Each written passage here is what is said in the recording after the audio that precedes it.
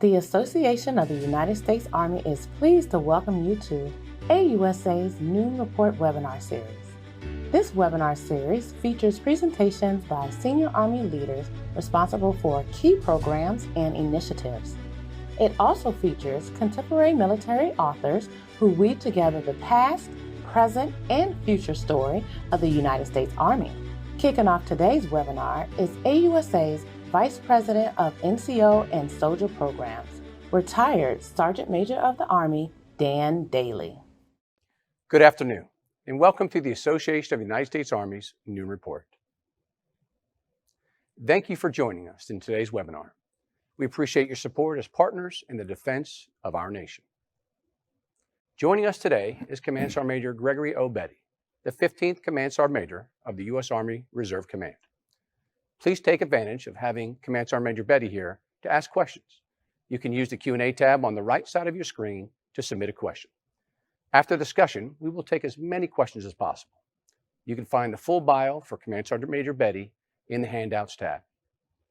As the 15th Sergeant Major of the United States Army Reserve Command, Sergeant Major Betty is the Principal Enlisted Advisor to the Commanding General of USARC. He began his career with the Army in April 1988 and has since served in every enlisted leadership position. He has an MA in Organizational Leadership from American Military University, Virginia, and a BS in Management Information Systems from Iona College in New York. He is also a graduate of the United States Army Sergeants Major Academy. A native of Kingston, Jamaica, Sergeant Major Betty has 3 wonderful children with his wife, Donna, Gregory, Ryan, and Jordan. Sergeant Major Betty, welcome to the show. Thanks for the introduction, SMA. It's great to be here. I just want to say thanks again for having us here and being able to speak Army Reserve issues and situations on the Noon Report. I do want to give a shout out to my predecessors, CSM Lombardo and CSM Copeland, who started, and the rest of the team that had this position. It's great that they started, and we're kind of build on what they've done. So we're going to move forward at Army Reserve. Looking forward to how we can enhance the Army Reserve moving forward to make sure we're matching Compo 1 and staying current with the future fight. Yeah, we appreciate you giving us your time. There's a lot going on in our Army today. We all know that. We see it on the news every day. And another shout out, like you said, to your predecessors. We've had them both on the Noon Report, and you've all graciously given your time in the past. So I want to thank you. We know you're extremely busy. Matter of fact, you have to jump on an airplane right after this, right? Go down to Fort Bragg, North Carolina, and it's back to work, Sergeant Major. So thanks for joining us today.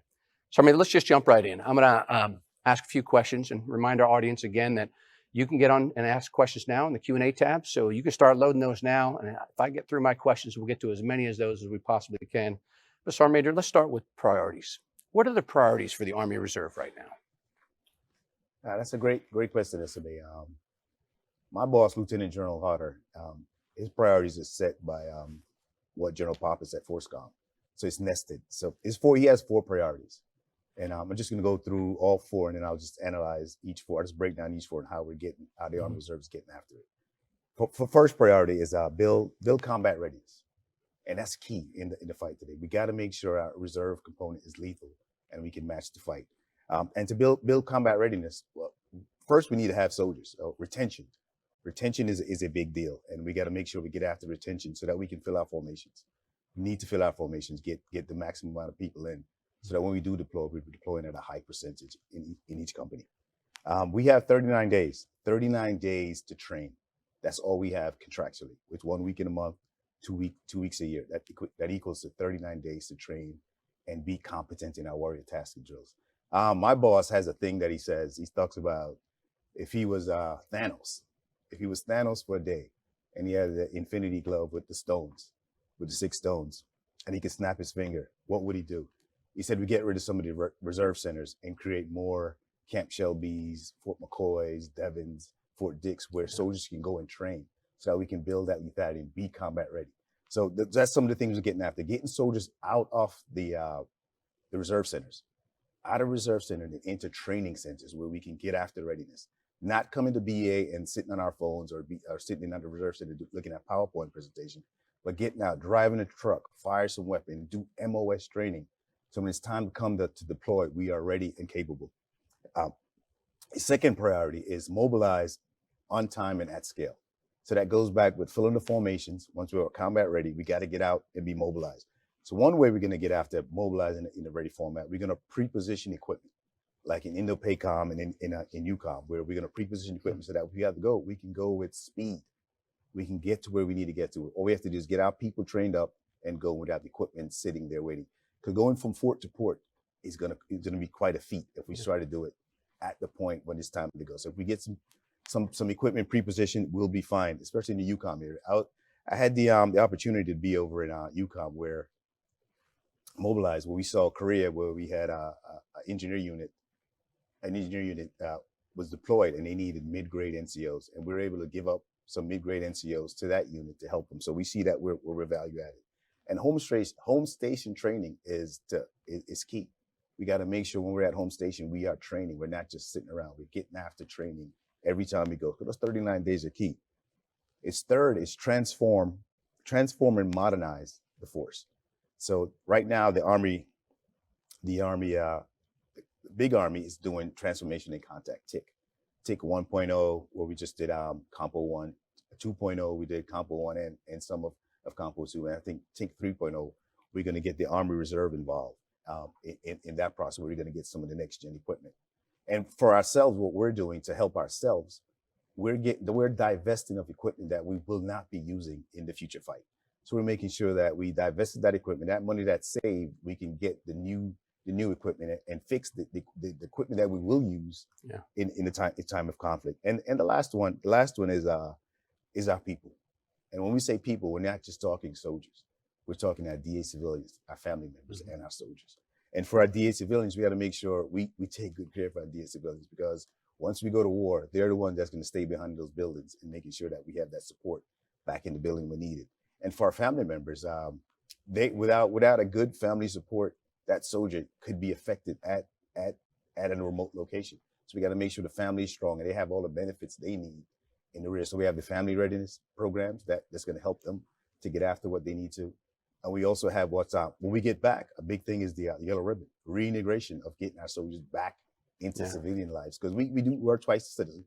So we do have to get back into that civilian life. I benefited greatly from the yellow ribbon program. I was first sergeant deployed with about 260 plus soldiers, and I lost 2 soldiers in that fight, and that changed me for forever. When I came back, if it wasn't for the reintegration program and some mental health situations, I probably it affected me. So don't be afraid to have a stigma that seeking help is makes you weak. I'm the Sergeant Major of the Army Reserve, and I went through some mental health situation and came back. So the reintegration program does work. H2F. We have H2F program for the soldiers to make sure that they're physically fit at different pillars, from spiritual, nutritional, and make sure that they get after it. And sometimes I want to add financial to this, because a financially fit soldier is usually a great soldier. Mm-hmm. And P3O is a thing that we use, and it's for family members and for soldiers, where if P3O are private-public partnerships, there are organizations throughout the U.S. that are very military friendly, and they'll make sure if you're unemployed or underemployed, you can talk to P3O officers, and they can get you interviews into jobs to get a career, not just a job, and move forward. So those are some of the 4 priorities that we're getting after SMA. Yeah, that's excellent. So, Major, you mentioned a bunch of key points in that I want to dig into, but the Army Reserve has a unique set of challenges that the active component does, and the one you mentioned several times was 39 days of training. So I'd like to dig into training a little bit. So what are some of the key training initiatives and missions that the Army Reserve is taking on right now, and how are you getting after it? Because proficiency's got to be built in just, like you mentioned, 39 days. Roger, estimate. So to get after those, some of the initiatives and missions that we're getting at, right now we have about 700 soldiers that's deployed to the southern border to help with homeland defense. So we have about 700 soldiers there that's deployed.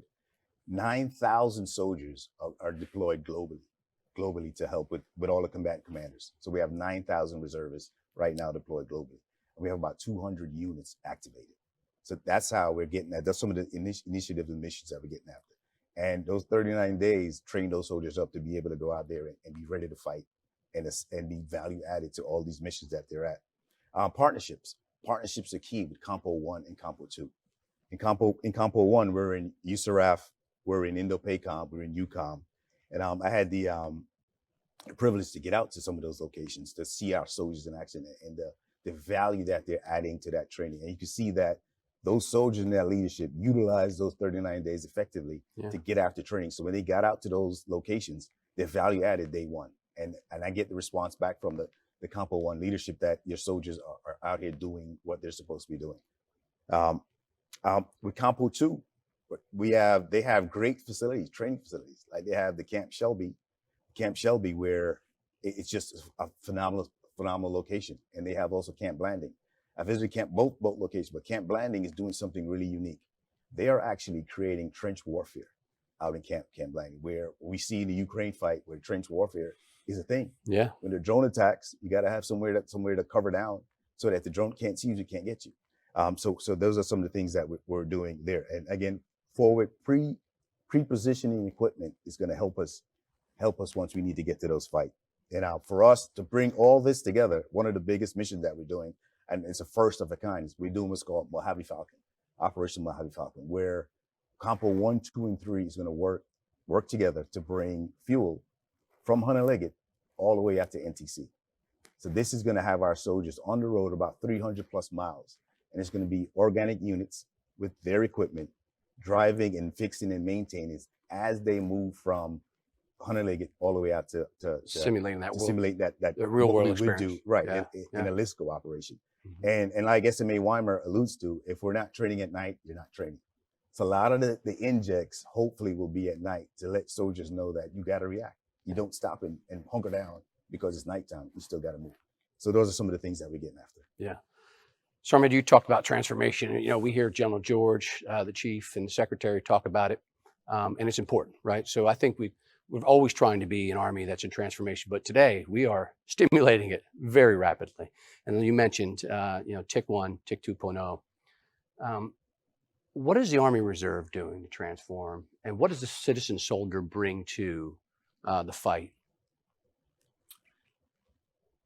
SMA, again, great questions. Yeah. So I like to break that into two pieces. I want to break that into two pieces where I want to talk about the strengths of the Army Reserve, mm-hmm. and then I'll talk about what the warrior citizen or citizen soldier brings to the fight. So for the strengths of the Army Reserve, we're a cost-effective force structure where with only 6% of the Army's budget, 6%. That's all we get. That's not a lot. It's not a lot. but with that 6% estimate, we provide more than half of the capabilities in supply, in sustainment, in PSYOPs, in CA. Yeah, I think it's upwards of 60% of our logistics capabilities is in the Army Reserve. In the Army Reserve.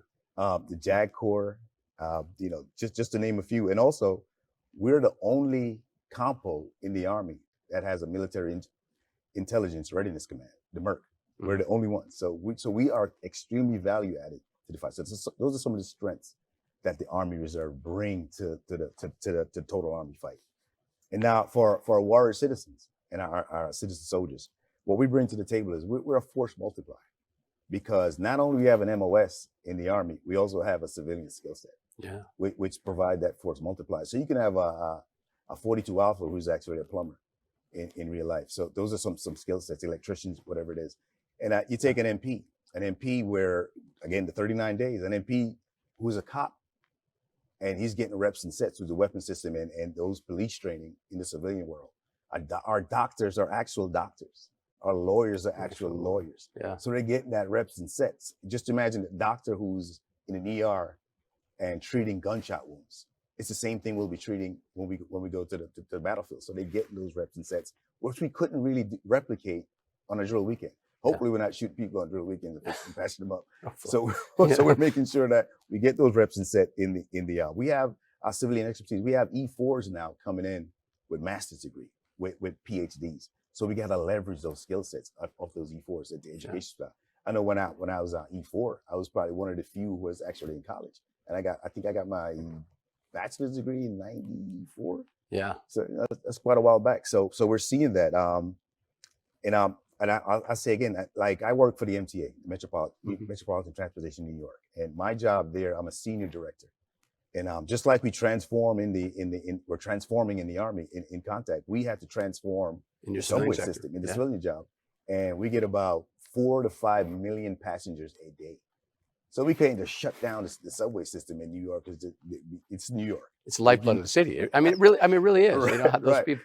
Yeah. So Yeah. my skill set, whereas I had to coordinate, we had a $600 million contract to transform how the entry points of the subway system. So that's something I had to do. So the skill sets I learned there, I brought to the Army, and a lot of the training that I get in the Army, I bring to the civilian world. So that's why we're very sought after as the employees, because they know we're disciplined, we're well trained, Yeah. and they're getting a great employee. So those are some of the things. So again, we bring the citizen warrior as a force multiplier. We bring that civilian skill set to the fight. Absolutely. That's very.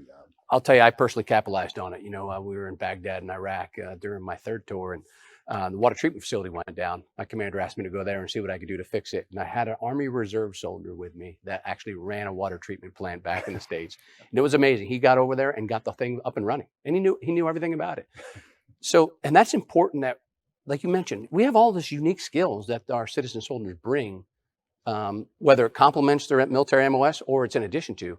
How are you capturing that and developing it? I mean, do you have a process to where you're saying, okay, you're a young, truck driver, but you might be a biochemist in the civilian world. How are we identifying, and then more importantly, how are we developing that capability within the Army Reserve? So developing that capability. The thing is, it's all about talent, and everyone wants that talent from every industry. Wants to get after that talent.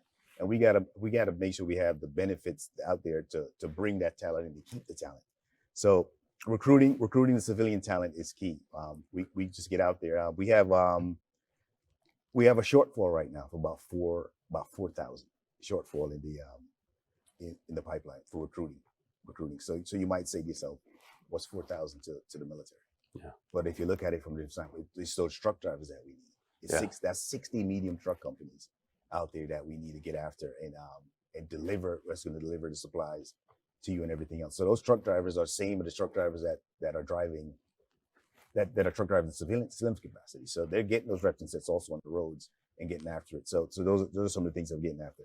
And to get to that shortfall at that 4,000 that we're missing out, we have 1,500 AGR recruiters that's out there that's dedicated to recruit for the Compo 3. And they're going after those skill sets to make sure that we get the right soldiers, the right civilians to become soldiers to help us fight the fight. So we have that.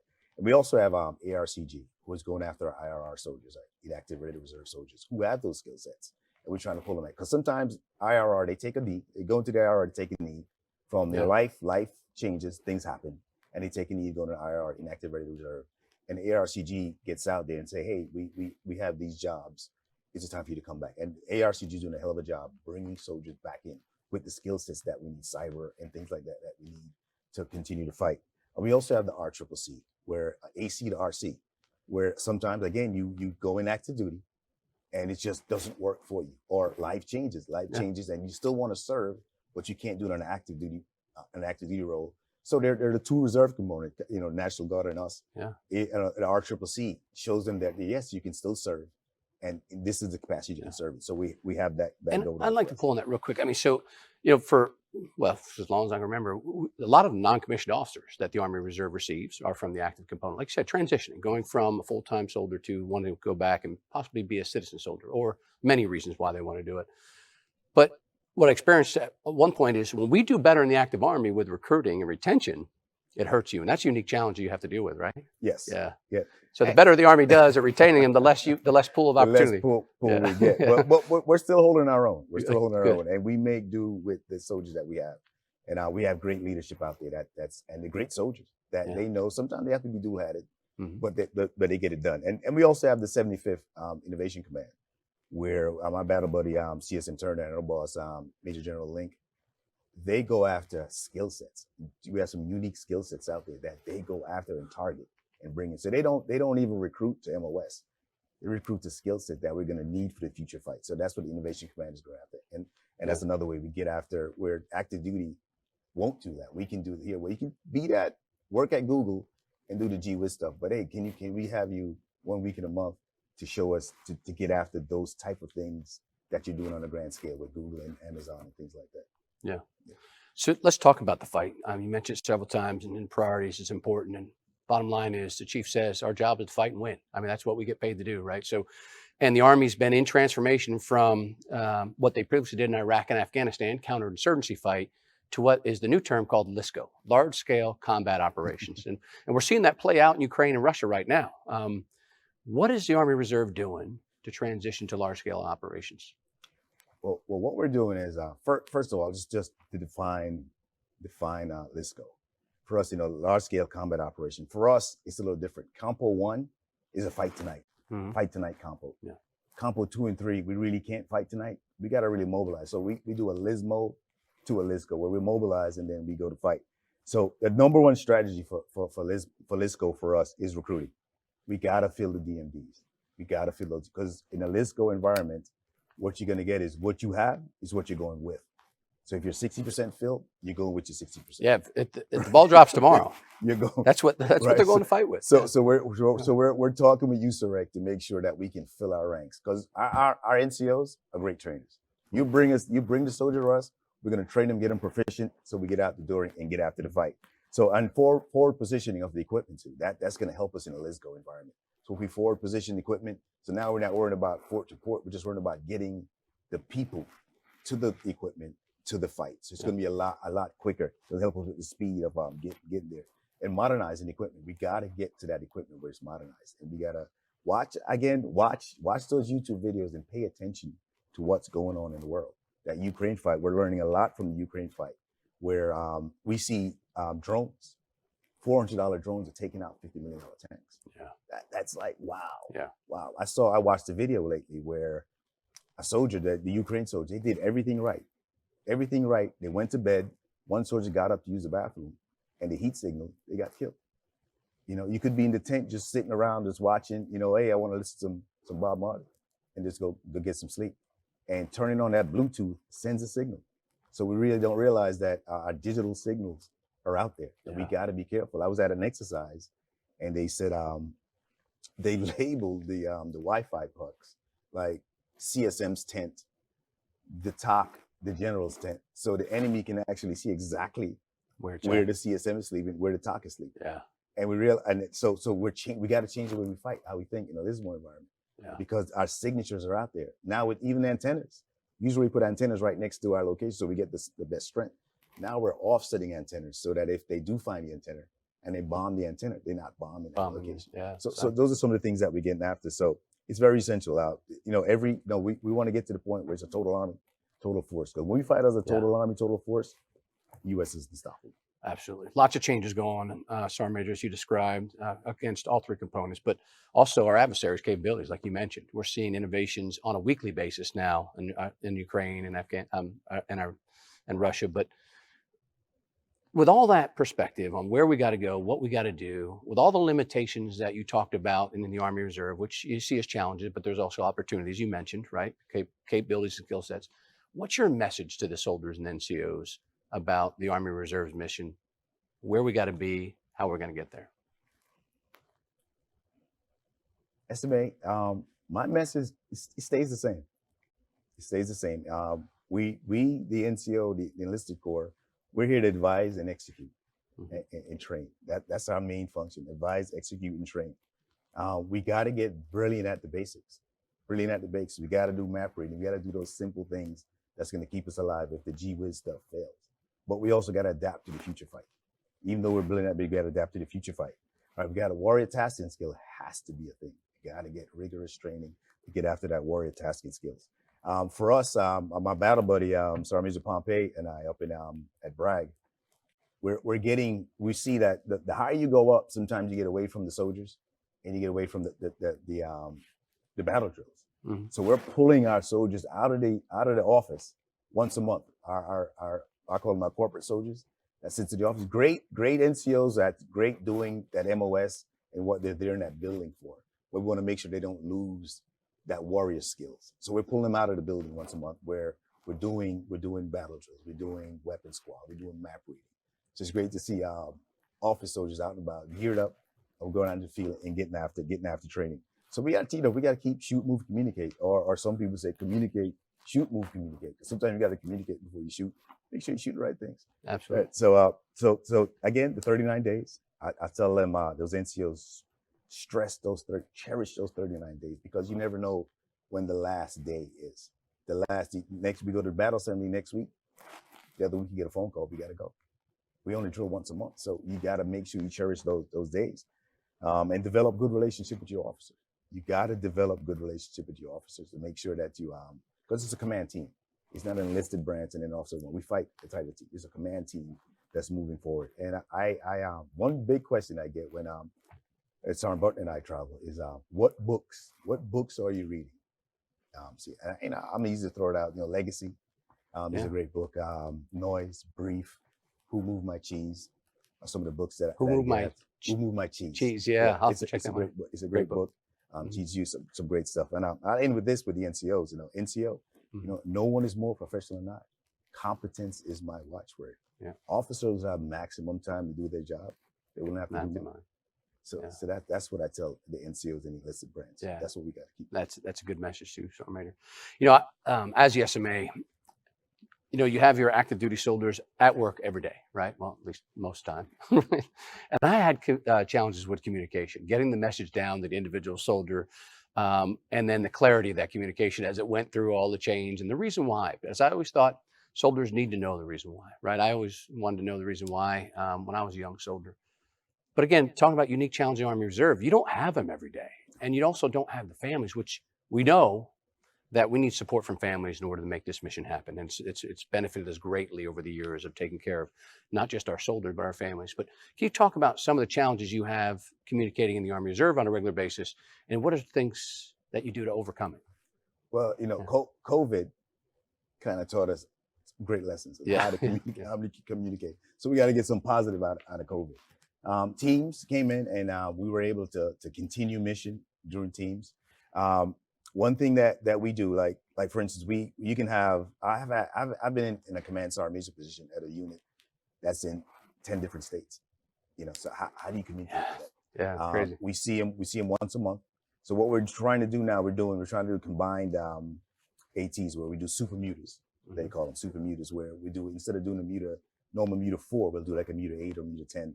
And bring so we get a lot of training done at once. But the thing with that is the days in between mutas, those will normally be like 28 days. We gotta have touch points. Yeah. What I started doing, what I did was I have a run app. I have a couple of run apps, and have the soldiers sign up and follow me on runs. Right. When I took over the 88th Readiness Division out in Fort McCoy, we went in. I said run 100 miles with the CSM, and I made T-shirts and we gave them. So soldiers got into it, and the civilians got into it. And then you had to run 100 miles. And then I had to run 100 miles. Right, so we talked out. But with the run app, if they didn't see movement, if I wasn't moving, they weren't moving. I would get a text message saying, "Hey, CSM, are you okay?" Yeah. So those were touch points. If I didn't see movement on their part, I would reach out to them and say, "Hey, is everything okay?" So that's a way that I did to make sure I reach out. And I did videos. I do the Instagram videos. Cool. Just to keep current so that they can see me and things that I'm doing. Like now, Sergeant Buckner and Master Sergeant Volt said, they're big on put me on the Facebook and make sure they see that your CSM, he might not be here at Bragg or at OCAR, but he's out about seeing other. We have 175,000 soldiers worldwide, and we get out. If they're there, we're going to visit to make sure that they know that we care. We send you here. I'm not just going to send you. I'm going to come out. So we keep that abreast, and the soldiers see us active on social media and everything else. And I'm present in the dirt. I get where the soldiers are, we go, and we be as present as we can. So I encourage my 2-star CSMs to get out there and go where your soldiers are and be present. Because presence is the thing. If you're not present, there's someone over. That's right. Do not be that soldier that sits on the wall. Yeah. Right. Oh, look at my picture. No. Yeah. Be there. They need to know you have that conversation and have a smile on your face, so that you're approachable. I love it. Yeah. And I love the fact that you stressed, you got to use digital capabilities as a means to fill the gaps where you can. But the most important thing is be out there where the soldiers are. Right. Yes. Presence will never be replaced by a computer or a cell phone. Never. I'm going to encourage our listeners to keep writing your questions. We got a few. So we're going to go out to our audience, Sergeant Major Betty. And I like to give credit when folks, if they write their name on there, we'd like to give credit. So let's go out to our audience. Our first question is from Joel L. He says, Sergeant Major Betty, there's so much required training that the reserve must do that doesn't directly pertain to the unit's combat mission. Now, we've heard this a lot of time. What's being done to prioritize or reduce some of that annual training requirement? And this is from Lieutenant Colonel retired Luciano for the United States Army Reserve. Okay, so great question, sir. I'm sorry I mispronounced your name because I know I probably did. But yeah. Great question. What we can do, I think we're rewriting doctrine where we're reducing 350-1 to from about 200 plus pages to about 89 pages. So we're gonna and again, it's a commander can take risk in what he or she wants to do. And also you can blend training because you can be at the range in the bleachers and have a class in the bleachers while at other firing orders out there on the range. Instead of just sitting in the bleachers on your cell phones, you can do, back in the day, you just do hip pocket training. Yeah. So we can bring that right back and it's time. It's how you use your time and how you space it out. And but we do have to get after those training and you can incorporate them with combat training. It just doesn't have to be in a room on a PowerPoint slide. Yeah. You can get out there and be creative and get after these trainings because it has to be done. It's mandatory training. I know the chief and your boss have empowered commanders to prioritize training, right? So most important thing is readying our soldiers to go to war. A lot of that stuff has to happen. You know, we say mandatory training, but a lot of that is required too. And like you said, maximize your training time, especially when you have 39 days.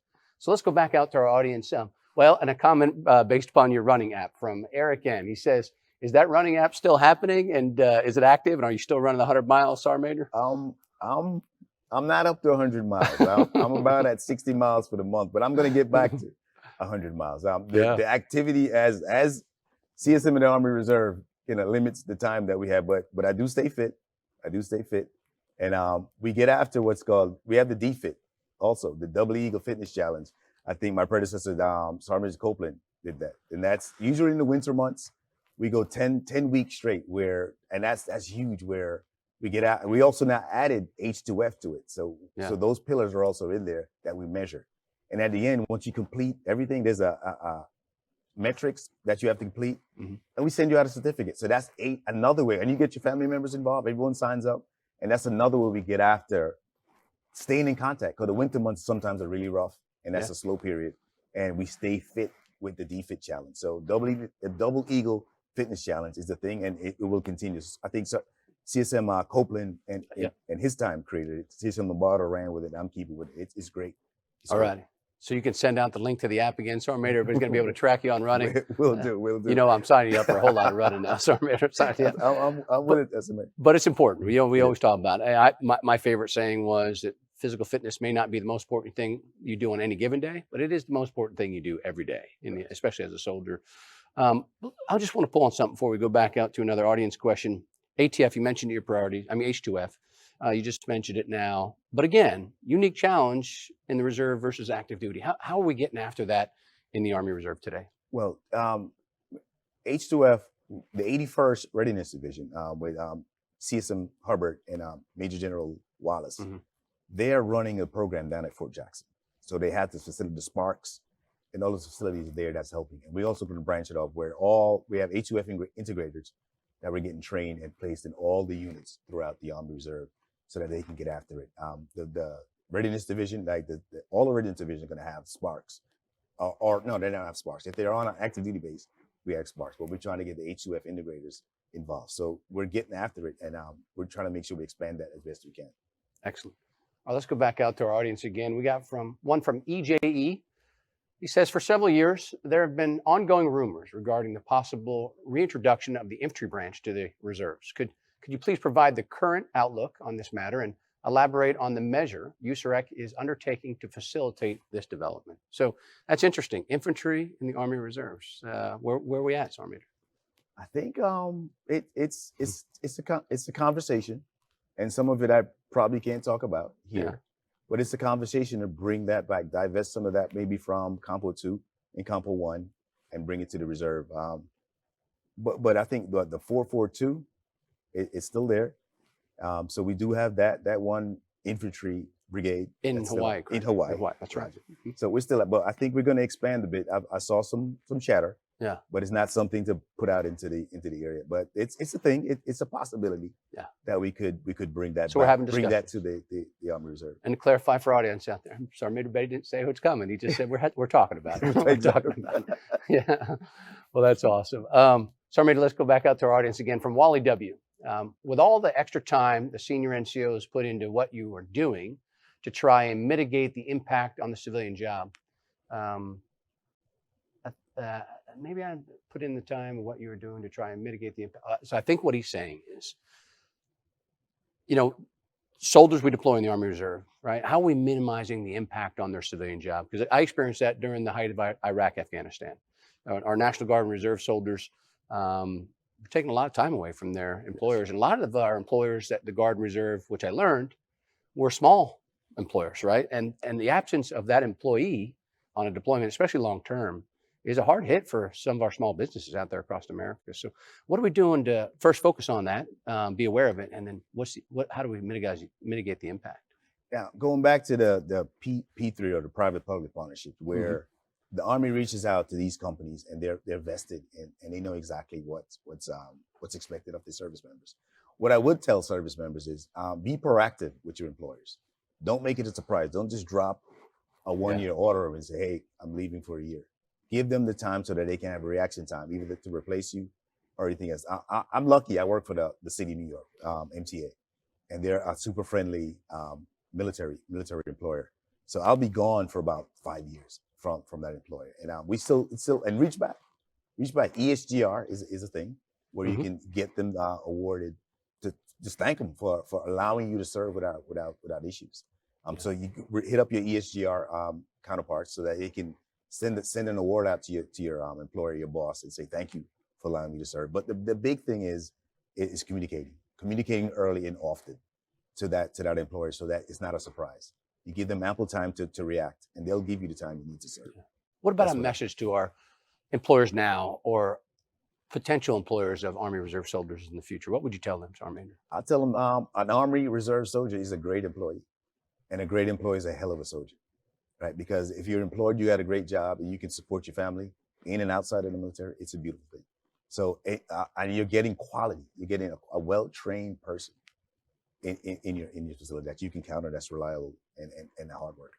Yeah. So I would say if you're out there an employee, employ your Army, your military, your personnel. We will be there for you. Everybody can do their part to build this great nation, especially the people that have to defend it. So let's go back out to our audience again. I think it's Drick L. He says he got in late, and that's okay. He got in, and he's got the question. Will USAR send entire units to maintain operational reserve footprint? That's a good question. That was something I was thinking about when you mentioned that. In places like Korea, Kosovo, or Germany, you mentioned the importance of forward stationing this operational equipment. Who's going to maintain it for us? And will the reserve have a part in that? Well, currently we have partnerships out there that's going to help us maintain this equipment once we get it out to port. And we do have soldiers that's already forward positioned that's going to help with the maintenance on that, because we're not doing a great job maintaining it here in CONUS. So we're going to make sure once it's out there and it's a training set, they're actually going to be training on it, working on it. So it's going to be maintained and ready for the fight when we need for the fight. So there will be maintainers out there. Yeah. And I got to give credit. That was Sergeant Major Livingston. So Sergeant Major, thanks for that great question. Back out to our audience. Gino B says, Command Sergeant Major Gregory, greetings. What are your thoughts on expanding OCT training for Army Reserve soldiers? So OCT, I got to get with the 84th, Major General Dickinson, and CSM Trail out there at the 84th, who runs the OCT program, and at the 85th also with CSM Kelly. We supply a lot of OCTs, and it's going to expand in the future fight, where we're going to get after training, where we're going to get up to a couple thousand of OCTs. So it's coming. So that's something that's coming for the Army Reserve. We're going to be training a lot of OCTs so that we can get after training and making sure that it's quality training and it's we're getting after it. Good. And that was from Colonel from the United States Army Reserve. Wally W is back, and he wants to know, what is the retention rate and what specific actions are being taken to improve the retention rate, Sergeant Major? Retention rate is not bad. Retention rate is decent. Our problem is recruiting. Once we get them in, the thing is, if we make serving exciting and challenging and things that they don't do on a regular basis, we can retain the soldiers. So we're getting after tough, realistic training, getting them out the drill halls, and we'll retain our soldiers. We're seeing a good return on first termers. We're seeing a great return on that. And once we get them past the 10-year mark, it's just a matter of saying, hey, let's get to 20. So Yeah. so and we're showing that it's okay to stay. And I've got 37 years in. This is my last hoorah. So the Army has retained me. So Yeah. so we're getting after retention, and we're doing our things. ARCG is a great partner. Yeah. Getting after retention also. Retention recruiting are a big topic, not just for us in the military, but out in the community. I mean, obviously, they're aware and they hear the talk about it, right? And we're getting better. And there's a lot of reporting now that after COVID, we're seeing a lot more of that. But what is your message? Because we have a lot of folks, retirees, and veterans and concerned citizens with AUSA that want to help. What is your message to that audience out there about how do you help you recruit the next great Army Reserve soldier? The message is really messaging. We got to tell our stories. Yeah. Tell our stories from that private E1 to that retired sergeant major general. We got to tell our story, what our experiences were in the Army and what our experiences are in the Army. We got to tell that story, that it's not as scary as people may think. You learn a lot, you're disciplined, and there are benefits, lifetime benefits that you get from the Army.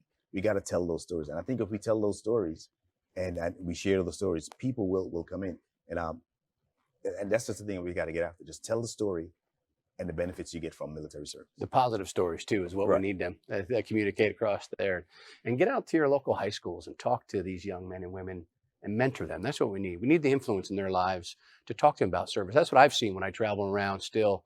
There's just so many areas and pockets of communities that we're just not talking to soldiers. I mean, young Americans about service in our military. Right. And Yeah.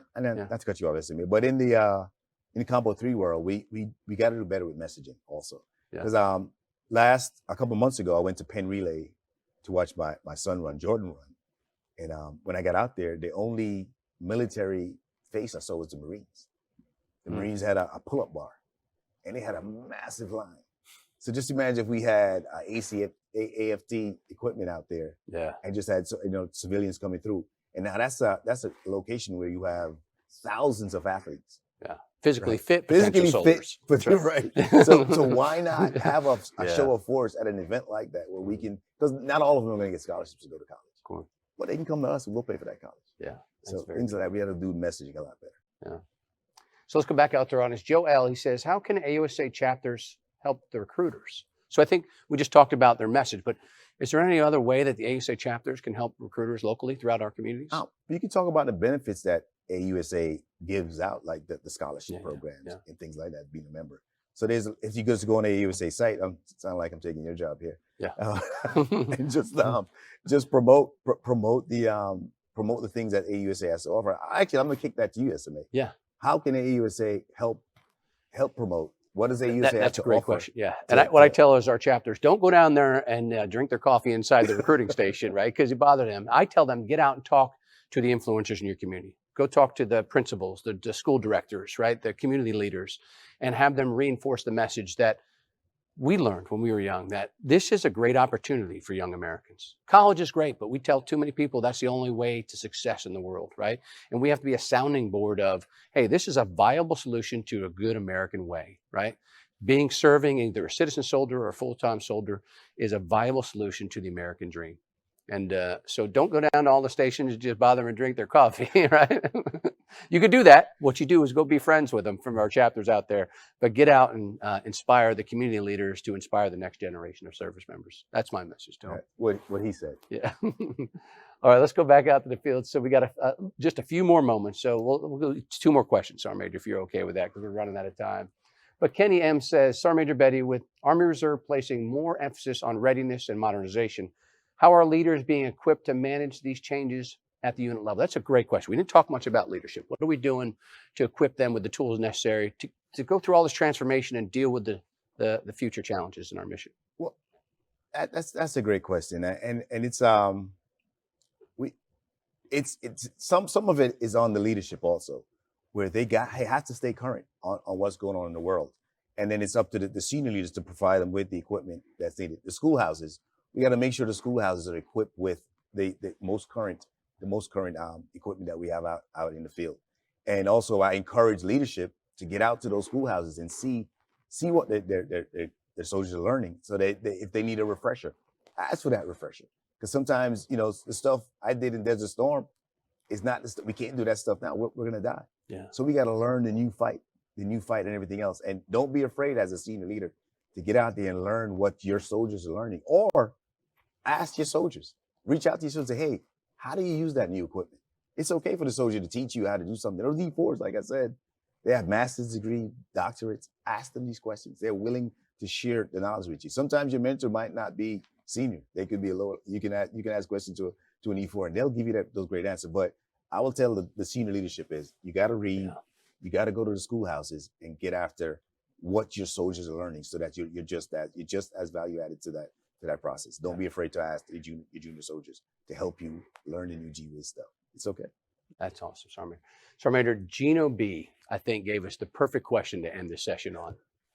And he apologizes for the error in your name, but I don't think you saw that. So don't worry, Gino. Sergeant Major wasn't offended because I don't even think he saw it.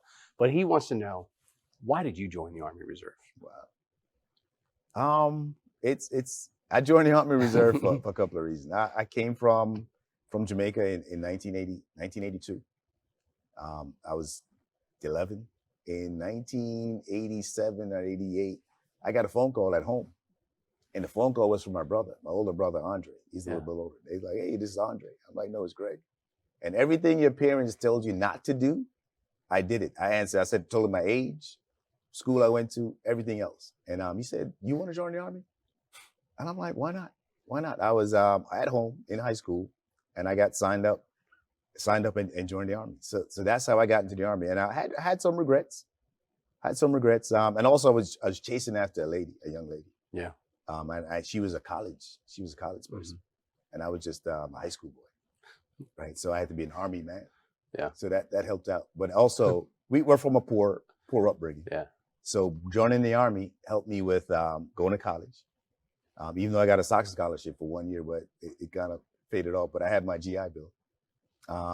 And right after that, Desert Storm, when I started college, this next year in college, I had to go to Desert Storm, but I came back and I finished up my degree. And I stayed in the Army. And finishing up that degree helped me progress, because I always had 130 points more than my peers, because I had a college degree. Yeah. Because I had a college degree. So the Army helped me pay some bills, and it gave me, now at 37 years in, I have a retirement. I have a pension I can lean on. Just not here, but my civilian job and this. So it pays benefit. I think I'm still value added. So the Army gave me confidence. It built me up as a young man to the person I am now. So I have no regrets joining the Army. And I've tried to get my kids, and they didn't. But that's something that I'm glad I answered that phone call. That was from my brother. He never joined, by the way. It's just me. So I'm glad I answered that phone call. I'm here right now. So I thanks for that question, and I appreciate it. What a great way to end this session and inspire the next generation to be an Army Reserve soldier. Sergeant Major. Sergeant Major, thank you for being here today. We know you're incredibly busy. We know you got to get on an airplane and get back to the mission of being the leader of our great Army Reserves soldiers. But before we part, I want to inform our viewers of a few upcoming events. AUSA will host a coffee series with Lieutenant General Matthew W. McFarland, Commanding General of First Corps, with Dr. John Nagel from the U.S. Army War College on June 12th. We will host a noon report featuring Lieutenant General Brian Eifler, the Deputy Chief of Staff of G1, on 18 June. AUSA will host another coffee series featuring General Christopher T. Donahue, Commanding General, U.S. Army Europe, Africa, on 25 June. AUSA's inaugural Land Ural Symposium will be 16 to 17 July in Wiesbaden, Germany, and you can still get tickets to go over there. It's going to be a great show. I hope you can join us for an upcoming webinar event. For more information about any of these events or to register, please visit our website at ausa.org. And finally, we thank all of you for your support with membership. Membership matters, and you help us support the Army. Happy 250th birthday, Army, and thank you again for attending, and have a great Army Day.